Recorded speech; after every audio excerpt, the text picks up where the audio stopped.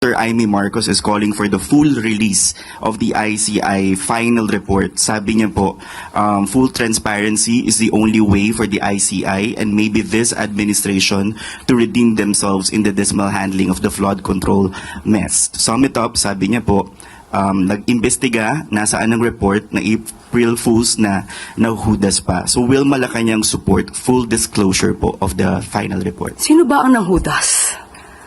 Sino ba ang nanloko? Sana po, kung ang isang tao ay talagang laban sa korupsyon, sana consistent sa pagbatikos dito at pagpuna, hindi lamang sa panahon ni Pangulong Marcos Jr., kundi nakaraang administrasyon. Babalik natin sa kanila yan, ang ghost projects as early as 2020, na walang nangyaring malawak ang pag-iimbestiga. Ang tanong natin, nag-ingay ba sila? Hindi ba ang Pangulong Marcos lamang? 2025 ang siyang nag-utos na imbestigahan ang kalat na ito na mukhang namana pa noong nakarang administrasyon. At tandaan natin, sinasaad din po sa Executive Order na 94 na ang ICI ay dapat na magbigay ng kanilang accomplishment report. At sa ating pagkakalam ay nagbigay naman sila ng accomplishment report. Ito po. So, siguro mas maganda kung makikita nila itong accomplishment report na ito para masabi naman nilang may report ang ICI. Pero kung ang detalye patungkol po dito, ito po ay nasa DOJ at nasa Ombudsman. At talagang naibigay sa mga investigating bodies na mag-iimbestiga patungkol dito.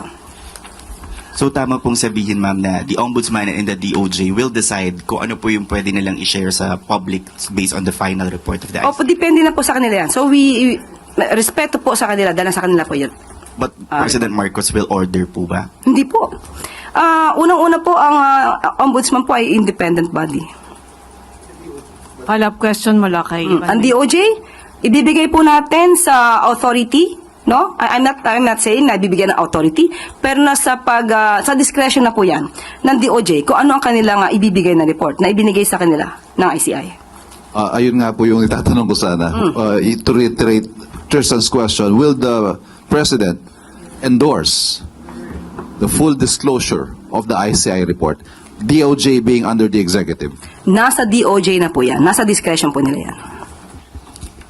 Ma'am, quick follow-up lang dun sa ICI. May nabanggit po kasi kanina si Mayor Magalong na may natatanggap pa rin daw po siyang mga information na until now, meron pa rin daw ilang mga personnel ng ICI yung hindi pa rin daw nabibigyan ng sweldo hanggang ngayon.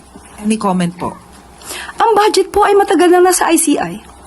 Hindi na po hawak ng Office of the President kung mapapasweldo ba o hindi napapasweldo ang mga ICI workers. Nasa kamay na po yan sa pamumuno po ng ICI. So mas maganda po yan, siguro bigyan natin ng konting legal advice. Kung meron po silang hindi na pagkakasunduan, syempre una-una po kausapin muna yung liderato.